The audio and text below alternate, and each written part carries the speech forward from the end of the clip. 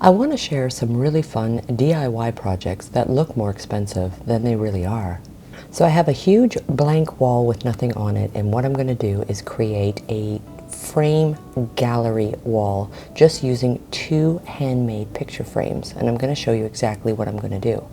So just using painter's tape, I've outlined and measured for the wall to make 2 equal squares. I have some LED lights that I'm going to show that are really easy, to put to the wall and mount.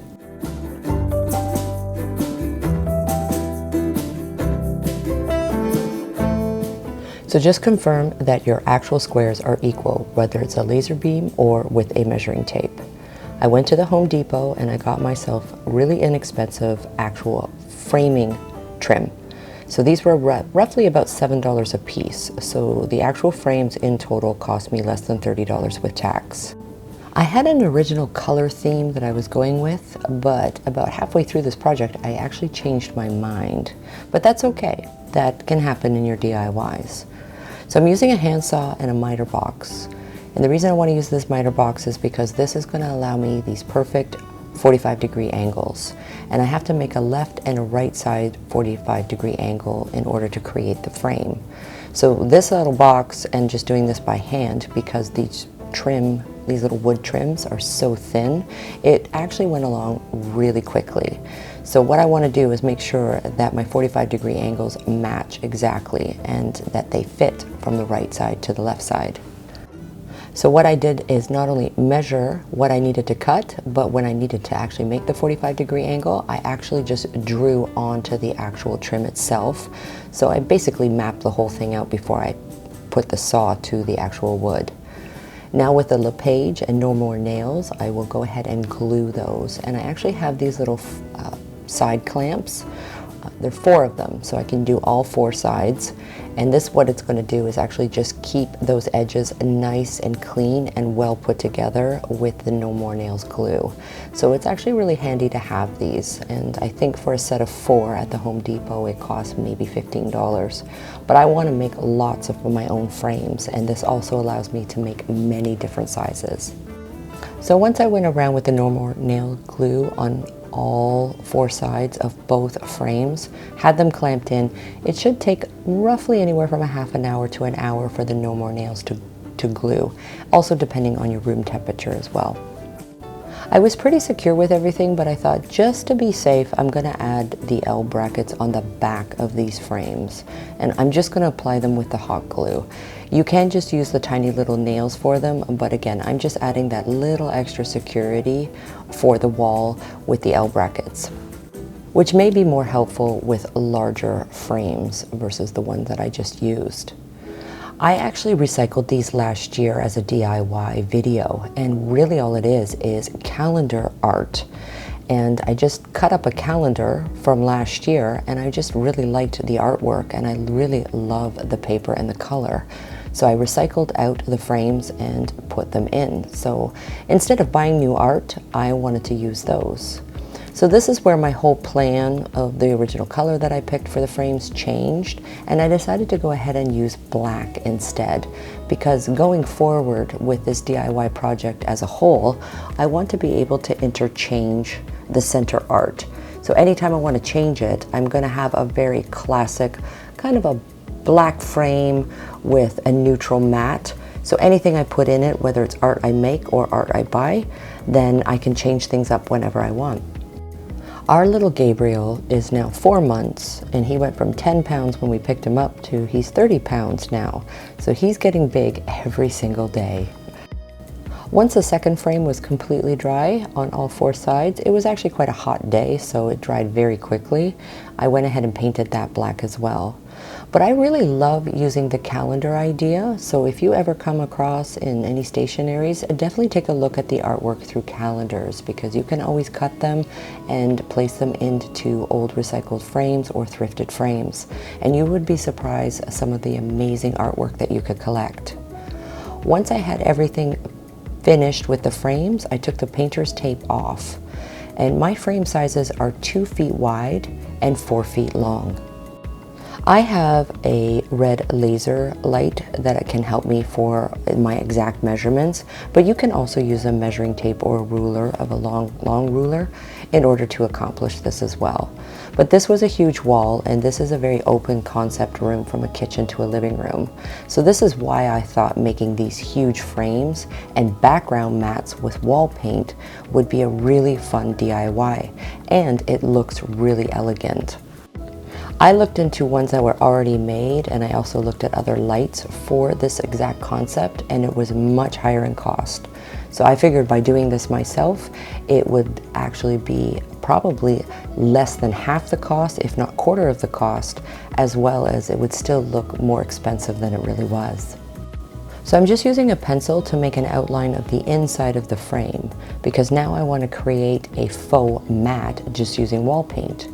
So the ultra matte finish is going to have that nice flat matte look, and I'm just recycling from the paint colors that I already have from my previous home. So this is a cloud white. It's like an off-white color from Benjamin Moore that I'm going to use, that I'm just going to paint within what I created with the pencil lines. At any given time, I can always just remove the frames and paint the matte background that I'm creating right now any color I want. But I'm just going to go with some of the classics of just something very neutral for now for what I am going to put up. But everything that I've done from the frame to the backdrop mat that I'm creating is completely interchangeable at any given time and would only take a small fraction of time to actually change up if I ever wanted to change out the artwork or put a whole different color theme into this room. This is a really inexpensive way to dress up a wall and give it a really good dramatic look, looking more expensive than it really is. So again, looking at the paper finish as well as the matte finish that I already had, this was a perfect match.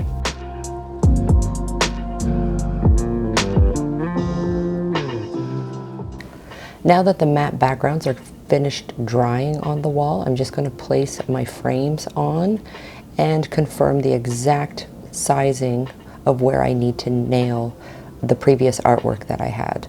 So again, I'm just using what I already have and probably will change out the artwork in the future, but I really love the whole concept of where this is going. And I think when I put the lights above, I think this is going to give it the perfect dramatic effect.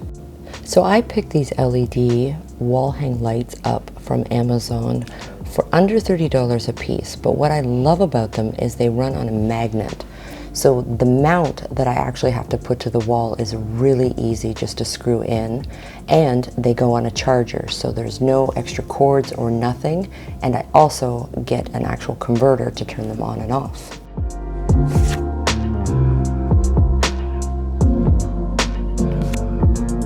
Now, because I've already hung everything, I don't want to put any drywall dust in, so I do this little DIY hack and just put a little bag with some painter's tape, so when I drill in, the dust has somewhere to go rather than everything I just finished. So just a little FYI if you have already hung something and now you're hanging something above it. This is a great way to minimize the cleanup. So I went and tightened all of my brackets, and then I also plugged in my LED lights. Once they're green, then you're good, and you get probably up to 60 hours on one charge. And the best part is you also have a remote, and you have 3 different light sets as well, so you can pick the one that you prefer based on what you've hung. I absolutely love the end result, and it's completely interchangeable from the back mat of the wall paint to whatever artwork you want to use. I think this is a really Regal way to dress up a blank wall without having to paint the whole thing, and it actually looks a lot more expensive than it really is.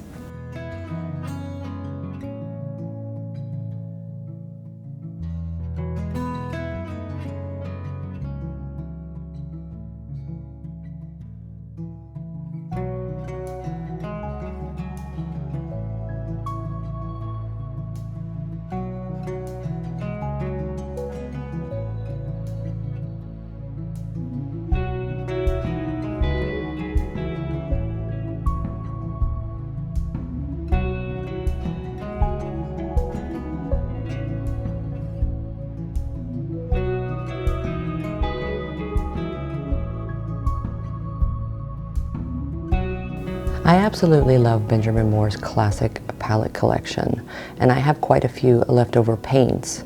I recently painted this little bomb dresser, which is the perfect size for a credenza in my living room, so I've decided not to sell this, but I am going to repaint it.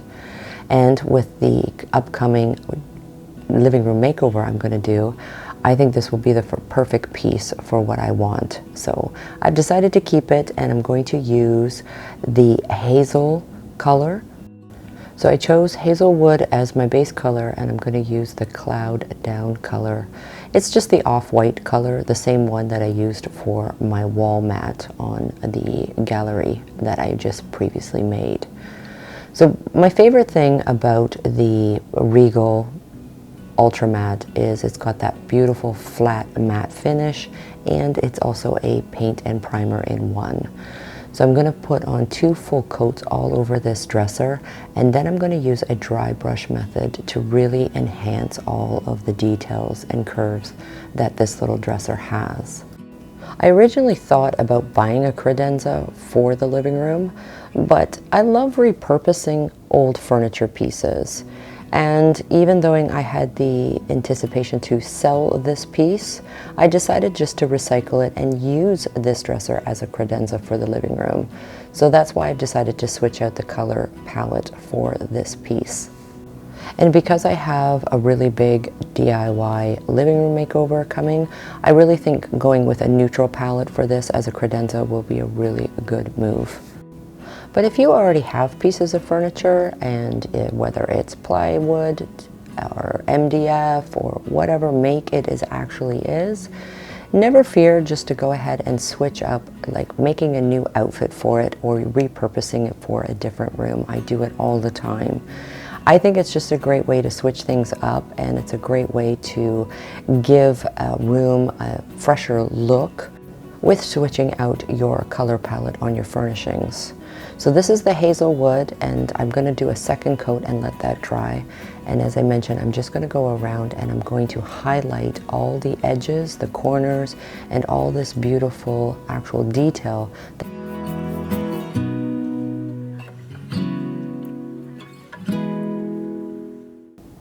Again, I'm just using the Regal Select Ultra Matte Finish Paint and Primer. And these are colors that I already had in my previous home. I'm just recycling out what I already have on hand. So I'm going to use a fresh, new, clean, chippy brush for this dry brush method. And I normally just have a paper towel or a shop towel on hand. And you're just going to take a tiny, tiny amount of paint, and you're literally just adding you're drying the paint as you're brushing it out onto the paper towel. And then I'm going to lightly scuff the high points of all the detail, the front drawers, around the drawers, and all around the trim, as well as the feet of this dresser. And at any point, if you have a little too much paint on your dry brush, it's not a problem. Just grab that base color paint and brush that you were using, and you can go back and just kind of resurface to pop back the original color that you painted and go back and do the dry brush again. But sometimes I even still have a little too much paint when I load my brush, as much as I try and dry it out on the brush. And I just kind of wanted to show on my hand where it's really light and where it's still a little bit thick. So it's very easy to have a little too much on your brush when you're trying to dry brush, but it's also easy to correct with the base color. I find dry brushing gives kind of a smoky feeling to the color tone that you're using. So even if you're using a piece of furniture that's a little bit more flat, it doesn't have a lot of detail, dry brushing can give a nice smoky effect when you have a nice strong base color, and then your contrast color for dry brushing can go all over, and it can give a really beautiful smoky effect. But the term dry brush typically means that you're drying out the paint by taking so little of it, just hitting the end bristles with some paint and then rubbing it out on the towel is really drying the paint out. So you're using a dry brush and you're drying out the paint, hence the word dry brush, and that's the technique. So again, I'm just going to go around to all the edges and the corners and all of that detail, to dry brush it with the Cloud White. And I'm probably even going to go and dry brush where the hardware is, because I kind of want to make the piece look a little bit aged by looking like it's actually been a little bit sun-kissed with the colors that I've chosen.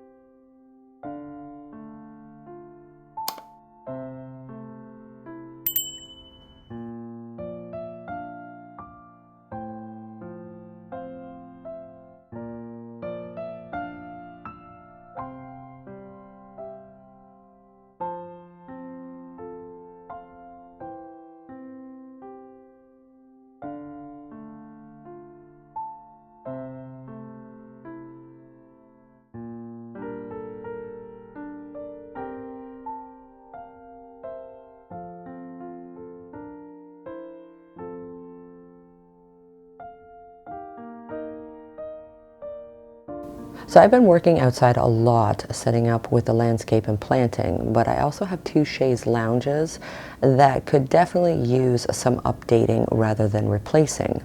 So a really inexpensive way to kind of make things look a little richer than they are is to upcycling what you already have.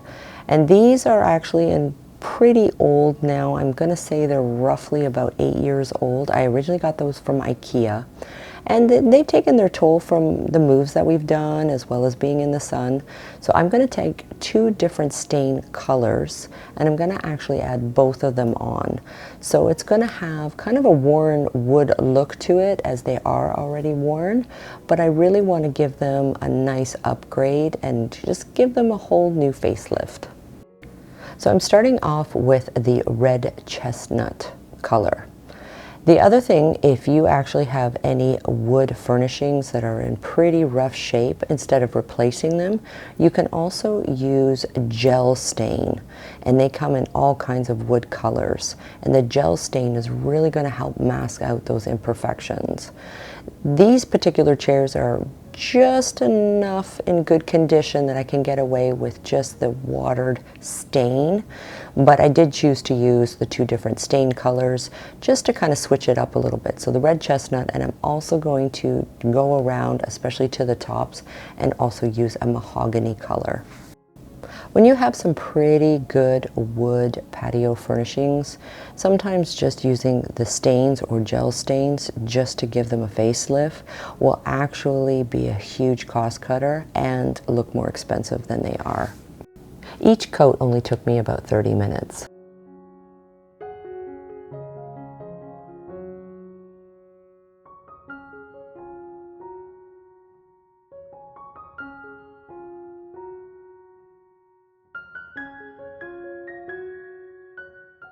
So I've got a lot of other little fun projects I want to do with this outdoor space, but I'm really proud to say that I can recycle out what I have and give it a whole new look, and keeping it really budget friendly.